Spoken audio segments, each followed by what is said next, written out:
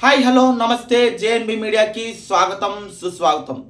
మనం ప్రతిరోజు ఎలాగైతే బిగ్ బాస్ అప్డేట్స్తో మీ ముందుకు వస్తానో ఈ రోజు కూడా నిన్నటి ఎపిసోడ్తో మీ ముందుకు వచ్చాను, మీ భాస్కర్ జనగా.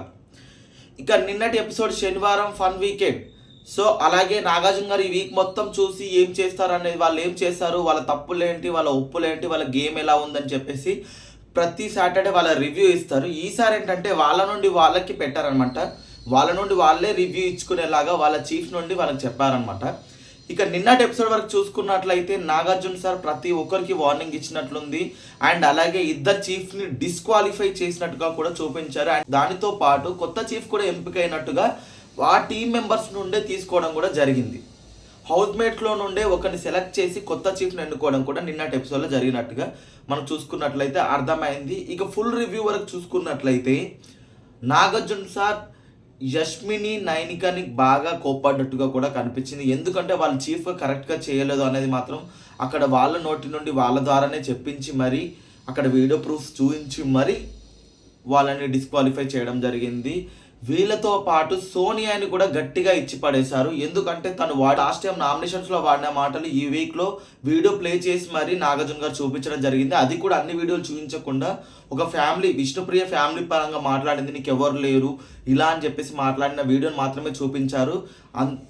మరియు దాంతో పాటు తన డ్రెస్సింగ్ స్టైల్ పైన సోనియా మాట్లాడిన విషయం కూడా చెప్పడం జరిగింది. దానికి సోనియా సంజాషి ఇచ్చుకోవడం జరిగింది. అది హీట్ ఆఫ్ ది మూమెంట్లో అలా జరిగింది సార్ అని చెప్పింది అక్కడ నామినేషన్స్ టైంలో.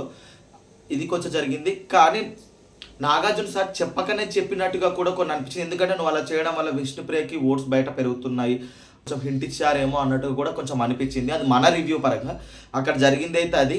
And Yashmi and Manikanta game task గురించి వచ్చినప్పుడు కూడా యష్మి నేను చెప్పలేదు, నేను ఒప్పుకోలేదు అన్నట్టు కూడా చేసింది. కానీ అక్కడ యష్మి చెప్పింది ఒప్పుకున్నట్టు కూడా వీడియో ప్రూఫ్తో సహా చూపించడం జరిగింది.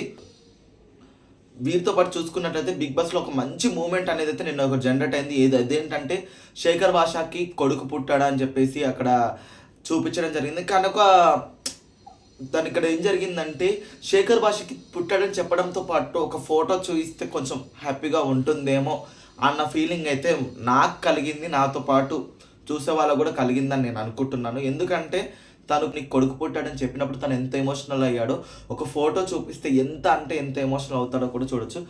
అండ్ ఆడియన్స్ ప్రకారం చూసుకున్నట్లయితే శేఖర్ భాష బయటకు వచ్చాడు అన్న గుసగుసలు వినిపిస్తున్నాయి. కానీ అది ఎంతవరకు నిజమో కదా తెలియాలంటే ఈ రోజు ఎపిసోడ్ కూడా మనం చూడాలి.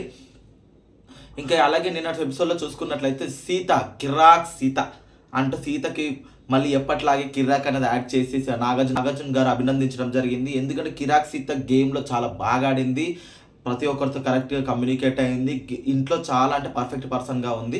సో అక్కడ సీతకి మంచి పర్ఫార్మెన్స్గా కూడా ఇచ్చడం జరిగింది. అండ్ అలాతో పాటు నిన్న గేమ్ పరంగా అలాగే చూసుకున్నట్లయితే కొత్త చీపుకోవడంలో వాళ్ళు ఒకరికి నెగిటివ్ ఒకటి పాజిటివ్ అని చెప్పేసి ఒక వైట్ కలర్ అండ్ ఒక బ్లాక్ కలర్ సీరం ఇచ్చేసి వాళ్ళ డబ్బాలలో వేయడం జరిగింది. అందులో అభయ్కి ఎక్కువ పాజిటివ్ రావడం వల్ల అభయ్ కొత్త చీఫ్గా ఎన్నికవ్వడం జరిగింది. అభయ్ అండ్ నిఖిల్ ఇద్దరే చీఫ్గా ఇప్పుడు హౌస్ మేట్స్లో ఉన్నారు. వాళ్ళిద్దరికి ఇంకా టీం అనేది ఇవ్వలేదు. ఈ వీక్ కానీ ఈ రోజు కానీ నాకు తెలిసి ఇస్తారేమో అని అనుకుంటున్నాము.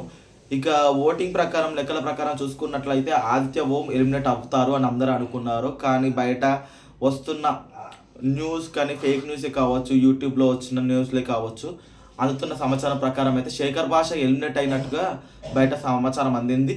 చూద్దాం ఇది ఎంతవరకు జరుగుతుంది ఏంటనేది. ఇక ఇలాగే కొత్త అప్డేట్స్తో మీ ముందుకు నేను వస్తూనే ఉంటాను. ప్లీజ్ అందరు సబ్స్క్రైబ్ చేయండి. JNB media keep signing off.